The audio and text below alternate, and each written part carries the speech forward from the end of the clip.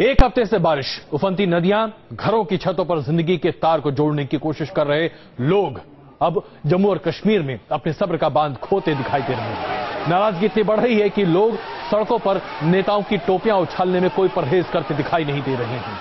और करें भी क्या? पीने के लिए पानी नहीं है, खाने के लिए खाना नहीं है, ठंड से बचाने के लिए बिजली नहीं है और चौतरफा बेचारगी के बीच आम आदमी कर भी क्या सकता है? तो लोग राहत पहुंचाने वालों पर, जो मातम पुरसी करने का ढोंग करने वाले नेता हैं, उनके ऊपर गुस्सा निकालते हुए दिखाई दे रहे हैं। कहीं धक्का मुक्की कर रहे हैं, कहीं पत्थर फेंक कर अपना आपा खोते हुए दिखाई दे रहे हैं। अफसोस सिर्फ इस बात का है कि राजनीतिक लापरवाही और उदासीनता का खामियाजा राहत और बचाव दल के उन लोगों को झेलना पड़ रहा है जो दरअसल पीड़ित जनता की भलाई के लिए काम कर रहे हैं।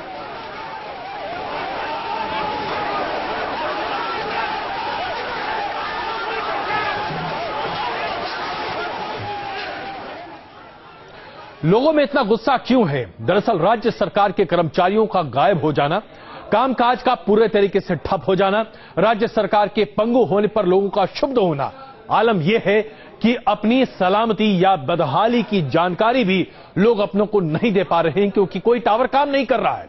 ऐसे में जान में जोखिम डालकर पीड़ितों की मदद करने वाली सेना को तो लोग धन्यवाद दे रहे हैं, लेकिन राज्य सरकार को कोसने में कोई कोताही बरतने को तैयार नहीं है।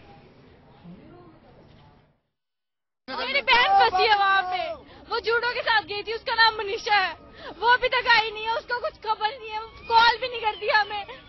हम बड़े परेशान हैं, जैसे भी करके उसको वापस लाओ प्लीज। प्रशासन ने आपकी मदद की? नहीं, कोई मदद नहीं की, प्लीज उसको वापस लाओ। Everywhere people are dying. They are not caring about the food. यहाँ पे गवर्नमेंट का कोई नहीं, खाली ये लोग वीआईपी लोगों को बचाने में लगे हैं। हमें चौथे दिन आप आए, स्टेट गवर्नमेंट की तरफ से हमें किसी ने पूछा तक नहीं। फिर खराब है, कोई यहाँ पूछे नहीं आया कि इनसे पानी था। हमें ये शिकायत नहीं है कि कोई सैलाब चढ़ा है।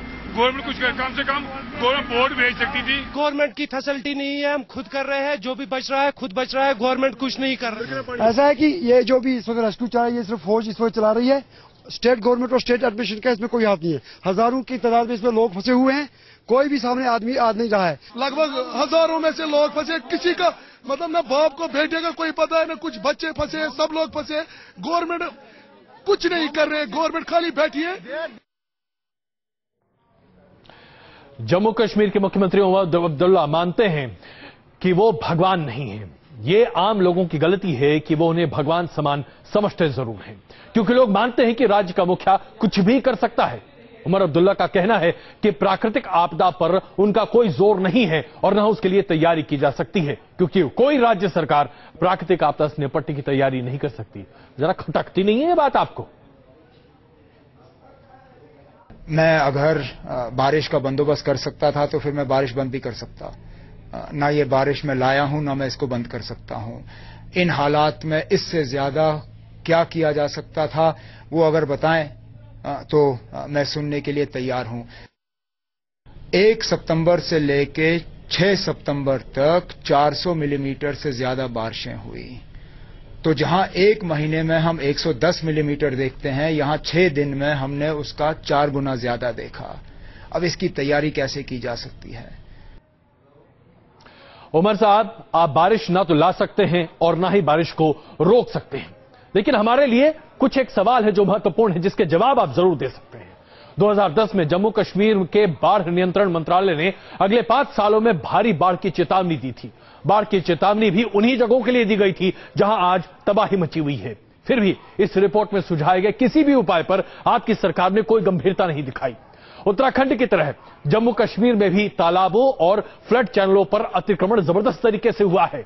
इसे रोकने की जिम्मेदारी राज्य सरकार की नहीं है तो किसकी है? और अगर इसे रोकने की कोशिश आपकी सरकार ने नहीं की तो ये कोताही किसने बरती? और तीसरा बड़ा सवाल आपके सामने, क्या वाकई में जम्मू कश्मीर की सरकार मानती थी कि प्राकृतिक आपदा या बादल फटना सिर्फ उत्तराखंड के खाते में लिखा हुआ है? पर्यावरण के साथ खेल करना या प्रकृति के साथ इस तरीके से खिलवाड़ करना आपकी सरकार उसे बर्दाश्त करती रही? प्रकृति भी तो अपना बदला लेगी उमर साहब, इसका जवाब कौन देगा? आइए आगे बढ़ते हैं। चाहे आतंक की गोली हो या प्रकृति की मार, निरीह जनता को बचाने के लिए सिर्फ एक सीना सामने आता है और वो है भारतीय सेना का। 5 लाख से भी ज्यादा सुरक्षाकर्मी जान पर खेलकर घाटी और जम्मू में लोगों को बचाने में जुटे हुए हैं।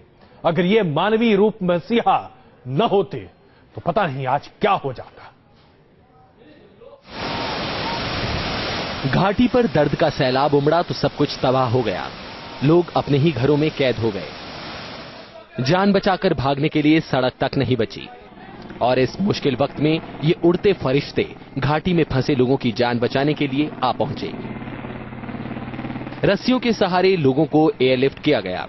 मुसीबत में फंसे लोगों को बचाने के लिए इसी तरह रस्सियों पर लटके जवान घंटों एक जगह से दूसरी जगह पहुंचते रहे और मदद करते रहे। लोगों को खाने के पैकेट दिए गए, पीने का पानी पहुंचाया गया, कंबल बांटे गए। सेना का एक हेलीकॉप्टर जाता और दूसरा पहुंच जाता।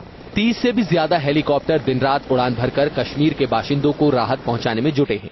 कई बार खराब मौसम ने उनका इम्तिहान लिया, लेकिन अपने देशवासियों की जान बचाने के लिए उन्होंने अपनी जान की फिक्र नहीं की। एयरफोर्स लोगों तक खाने पीने का सामान पहुंचा रही है, तो वहीं जमीन पर सेना और अर्धसैनिक बलों के लोग भी बाढ़ प्रभावित लोगों की मदद कर रहे हैं। कई जगह सेना और बीएसएफ की टुकड़ियां राहत शिविर चला रही हैं, जहां मदद पहुंचने तक स्थायी लोगों को खाना पीना और सिर पर छत मुहैया कराई जा रही है। कश्मीर को कुदरत की इस बाढ़ से उबरने में लंबा वक्त लगेगा, लेकिन जब जब इस जलजले का जिक्र आएगा तब तब इन बहादुरों की जांबाजी को भी याद किया जाएगा। जम्मू से विशाल मोंगा और शहनवाज खान के साथ team news nation. Chenab, Jhelum और तावी नदी का कहर सिर्फ आम लोगों पर ही नहीं टूटा है। सेना के बेस कैंप में भी इस त्रासदी की चपेट की वजह से जबरदस्त तबाही मची हुई है। लेकिन खुद पर आई आपदा के बावजूद सेना के जवान डटकर मोर्चे पर लोगों की मदद कर रहे हैं। उन्हें अपने परिवार की फिक्र बहुत कम है, लेकिन बाकी लोगों को सुरक्षित रखना कहीं ज्यादा महत्वपूर्ण है इस सेना के जवानों के लिए। श्रीनगर, पुलवामा, बांदीपुरा, कुलगाम, राजौरी, कठुआ, जम्मू, हर शहर पर लहर का कहर टूटा है और इन शहरों पर विनाश की कहानी सेना की छावनियों में भी नजर आ रही है। कई जगहों पर सेना का बेस कैंप जलमग्न हो चुका है। उनकी गाड़ियां बाढ़ की वजह से बर्बाद हो चुकी हैं। छावनी इलाकों में भी बिजली पानी जैसी सुविधाएं नहीं चल पा रही हैं। दर्द हर ओर है, लेकिन आर्मी के इन जवानों के चेहरे पर शिकन तक नहीं है। ये मुस्तैद हैं अपने फर्ज को निभाने के लिए। ये जुटे हैं देशवासियों को राहत पहुंचाने में। जम्मू कश्मीर में बाढ़ का पानी अब उतरने लगा है, लेकिन मुसीबत कम नहीं हुई है। राहत शिविरों में हजारों लोगों के साथ सेना के जवान और उनके परिवार वाले भी फंसे हुए हैं। कई जगहों पर तो इन्हें खाने पीने की चीजें तक नहीं मिल पा रही हैं। चुनौती बस इतनी नहीं है, पाकिस्तान से सटे सरहदी इलाके में तो सेना के बंकरों में पानी भर गया। कई जगहों पर तार बाड़ टूट गई है। ऐसे में सेना के पास लोगों तक मदद पहुंचाने के साथ साथ दुश्मन से सजग रहने की दोहरी चुनौती है। जम्मू से विशाल मोंगा और शहनवाज खान के साथ टीम न्यूज नेशन। घाटी के लोगों का दर्द कम करने के लिए सेना पूरी शिद्दत से जुटी हुई है। राहत के काम में जवानों की 329 टुकड़ियां तैनात हैं। लोगों तक राहत पहुंचाने के लिए ग्लोब मास्टर C-17 को भी काम पर लगाया गया है। इसके अलावा मरीन कमांडोज को भी राहत के काम में लगा दिया गया है। सेना की 135 नौकाएं और एनडीआरएफ की 148 एयरबोट भी बचाव के काम में जुटे हुए हैं। कुछ ऐसा ही हमने पिछले साल उत्तराखंड में आई तबाही के दौरान भी देखा था। कुदरत का कहर कहीं बरसे, लेकिन मदद के लिए सबसे पहले सेना के जवान सामने आते हैं। लेकिन ऐसे में राज्य सरकारों के कामकाज और मैनेजमेंट पर सवाल उठाना लाजमी है। आखिरकार एसडीआरएफ और राज्य सरकारी की दूसरी टीम क्या करती है? मदद के लिए वो आगे क्यों नहीं बढ़ती? आखिरकार हर जगह हर त्रासदी में राहत के लिए सेना को ही क्यों पहुंचना पड़ता है? आखिरकार ये जो तमाम डिजास्टर मैनेजमेंट टीम्स हैं, क्या इन्हें रखने का कोई औचित्य है? और अगर नहीं तो इस पर पैसा जाया आम आदमी का क्यों किया जा रहा है?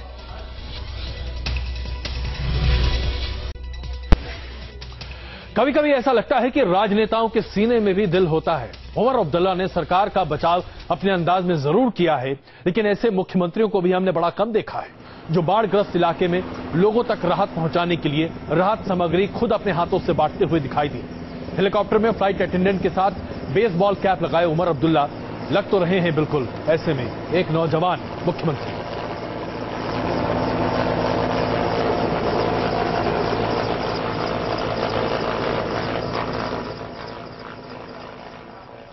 कश्मीर तक सामान पहुंचाना हो तो ट्रक के जरिए ही आप जम्मू से घाटी तक सामान पहुंचा सकते हैं और यह रास्ता सबसे माकूल रास्ता है। लेकिन जब यह रास्ता अपने आप में बंद हो जाए तो कश्मीर में न तो सामान पहुंचता है और न ही वहां जो सड़कों पर लोग फंसे होते हैं उन्हें किसी भी तरीके की राहत मिलती दिखाई देती है। पिछले 7 दिनों से जम्मू कश्मीर का यह हाईवे बंद पड़ा है। ऐसे में जरा ट्रक ड्राइवर, क्लीनर और इन तमाम सड़कों पर फंसे लोगों की दास्तां जरा देख लीजिए आप। इस समय हम जम्मू के सिदड़ा में मौजूद हैं और मैं आपको बता दूं कि यहाँ पे सैकड़ों ट्रक जो हैं यहाँ पे फंसे हुए हैं और सबसे बड़ी बात उसमें जो लोग, खासकर जो ड्राइवर्स हैं, वो यहाँ पे ज्यादातर ड्राइवर्स जो हैं वो कश्मीर के हैं। आप देख सकते हैं यहाँ पे ये ड्राइवर जो हैं करीब 7 दिन से यहीं बैठे हुए हैं। आप मुझे बताएंगे कि कितने दिन से आप यहाँ पे हो और क्या क्या अभी तक आपके साथ? पिछले 7 दिनों से यहाँ रास्ते में खड़े हैं। ठीक है, हमें अपने घर वालों से कोई कांटेक्ट नहीं हो पा रहा है और खासकर यहाँ की जो एडमिनिस्ट्रेशन बिल्कुल फेल है, क्योंकि हम 7-8 दिन इंसान हम यहाँ खड़े हैं पानी के लिए नहीं। कम से कम यहाँ की एडमिनिस्ट्रेशन यहाँ आती क्या 7 दिन से हमने रखे हुए हैं यहाँ पर बंदी बना के रखे हुए हैं ड्राइवर साहब को, क्योंकि हम अपने घर वालों तक भी हमारा कोई मैसेज नहीं जा पा रहा है। हमारे पास कुछ नहीं है जनाब, मुसीबत में फंसा हुआ, घर वाले भी मुसीबत में है, सब कुछ मुसीबत में है। यहाँ किसी ड्राइवर के पास पैसा नहीं है, आता है यहाँ का लोग ढाकू आता है, कोई पता नहीं चला हमारे रास्ते का। कोई बोला 2 दिन लग जाए, कोई बोला हफ्ता लग जाए, कोई बोला 10 दिन लग जाएगा, ये कोई पता नहीं है। कोई बोला 10 किलोमीटर चला गया, कोई बोला 5 किलोमीटर चला गया, ऐसे कोई हमारा पता नहीं चलता है। इन लोगों को नहीं पता है कि इनके घर वाले जो हैं वो कहाँ हैं, इनके मासूम बच्चे जो हैं वो कहाँ हैं, इनके माँ बाप कहाँ हैं। और सबसे बड़ी जो इनकी शिकायत है वो प्रशासन से है, क्योंकि प्रशासन इनकी कोई सुन नहीं रहा है और इनको लगता है कि कम से कम प्रशासन जो है इनकी बात को तो सुने और इनके पास भी कम से कम इनसे बात करवाने की कोशिश करे इनके घर वालों की। वीडियो जर्नलिस्ट विवेक के साथ Shah Nawaz Khan, news nation, Jammu. Bharatiya Janata party कहती है सबका साथ सबका विकास, लेकिन इंदौर में गरबा में सभी आमंत्रित नहीं है। भारतीय जनता पार्टी की विधायक उषा ठाकुर ने कहा है कि हिंदुओं के अलावा गरबा में नाच करने के लिए दूसरों का आमंत्रित न करें। अब ये यहां पर दूसरे सिर्फ मुसलमान हैं, ये उन्होंने बिल्कुल नहीं कहा है, लेकिन कुछ बातें कहने की नहीं होती हैं, सिर्फ समझने की होती हैं। गुजरात में वीएचपी पैम्पलेट बांटकर कहती है कि तमाम हिंदुओं से अपील कर रही है कि अपनी बेटियों को बचाओ और पांचजन्य में कवर स्टोरी पर यह लिखा होता है लव जिहाद, इससे अपने बच्चों को बचाओ। अब बाकी आप खुद ही समझ लीजिए। इंदौर से बीजेपी विधायक उषा ठाकुर ने इस साल होने वाले गरबों के आयोजकों के लिए नसीहतें जारी की हैं और इस नसीहत में सबसे ऊपर है गरबा समारोह के दौरान दूसरे धर्मों के लोगों को गरबा पंडालों में आने से रोकना। उन लोगों को मां दुर्गा के पंडालों में सिर्फ नाचने के लिए अनुमति नहीं दी जानी चाहिए। सबका मतदाता परिचय पत्र देखकर ही उसमें प्रवेश दिया जाना चाहिए। इस नसीहत को लागू करने का फॉर्मूला भी एमएलए साहिबा ने सुझाया है। उषा ठाकुर का कहना है कि गरबा पंडालों में एंट्री देने से पहले लोगों के वोटर आईडी कार्ड देखे जाएं और उसी आधार पर उन्हें गरबा पंडालों में घुसने दिया जाए। हालांकि उषा ठाकुर के इस फरमान की बुनियाद को समाज में परिवर्तन बताया है, लेकिन ऐसे बयान और कदम इशारा करते हैं कि लव जिहाद जैसे मसले को अब सियासतदान अपने अपने हिसाब से भुना रहे हैं। Team news nation. तो निसंदेह पहले राष्ट्रपति से मुलाकात, फिर गुहार और उसके बाद उपराज्यपाल के सामने स्टिंग ऑपरेशन की सीडी देकर कार्रवाई करने की अपील। आम आदमी पार्टी हर कीमत पर दिल्ली में भारतीय जनता पार्टी की सरकार नहीं बनने देना चाहती। ऐसे में रोज दिन खबरों में बने रहने की एक मजबूरी है और इसके तहत नए खुलासा करना उससे भी ज्यादा बड़ी मजबूरी है। न्यूज नेशन से खास बातचीत में आम आदमी पार्टी के नेता आशुतोष ने एक नया शगुफा छोड़ा है। उनका कहना है कि पहला स्टिंग तो झांकी है, अभी पूरी कहानी बाकी है। बहुत लंबी चौड़ी मीटिंग हुई है, करीब 3 घंटे की मीटिंग हुई है। उस 3 घंटे की मीटिंग में हमने तय किया है कि इस पूरे मामले में उस स्टिंग ऑपरेशन में जो बीजेपी का एक बड़ा शीर्ष नेतृत्व का आदमी शामिल है उसको एक्सपोज करना, पूरे षड्यंत्र का पर्दाफाश करवाना, शेर सिंह डागर की गिरफ्तारी की मांग करना और पुलिस कमिश्नर के पास जाके कहना कि जल्द से जल्द टाइम बाउंड तरीके से पूरे षड्यंत्र का पर्दाफाश हो, शेर सिंह गिरफ्तार हो, बड़ा नेता एक्सपोज हो। वो बड़ा नेता कौन है? अब बड़ा नेता के बारे में हम सब लोग कयास लगा रहे हैं। कयास सिर्फ कयास लगा रहे हैं या आपके पास कुछ सबूत? देखिए, हमारे पास जानकारी तो है, हमारे पास जानकारी है कि बड़ा नेता कौन है, लेकिन अभी हमें कुछ और तथ्यों की तलाश है वो पुख्ता सबूत आएंगे तो उसका नाम भी उजागर करें। तो बड़े आदमी की तलाश के लिए आम आदमी पार्टी के साथ हम भी इंतजार कर रहे हैं। नेशन व्यू में आज के लिए इतना ही। बने रहिए लगातार न्यूज नेशन के साथ।